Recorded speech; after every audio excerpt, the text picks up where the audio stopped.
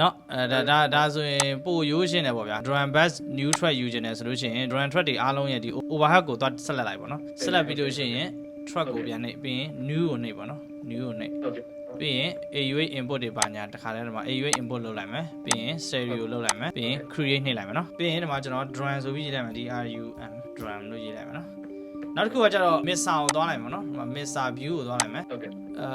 ပြီးရင်ကျွန်တော်တို့ကဒီ drum တွေအားလုံးကို drum bass ကိုပို့ခြင်းတယ်ဆိုလို့ရှိရင်ဒီ select လိုက်မယ်ပေါ့နော် drum တွေအားလုံးကို select လိုက်မယ် kit အထိ select လိုက်မယ်နော် select ပြီးလို့ရှိရင်ကျွန်တော်တို့ဒီ output ပေါ့နော်ဒီကောင် output လေး output ကိုဘယ်ကိုသွားမလဲဆိုရင် drum bass ကိုသွားခိုင်းပါလေဟုတ်တယ်မလားအဲဆိုရင်ကျွန်တော်တို့က shift option ကိုအရင်ကြိုဖိထားဖို့လိုတယ်ပေါ့နော်ပြီးရင်ကျွန်တော် output ကိုနှိပ်မယ်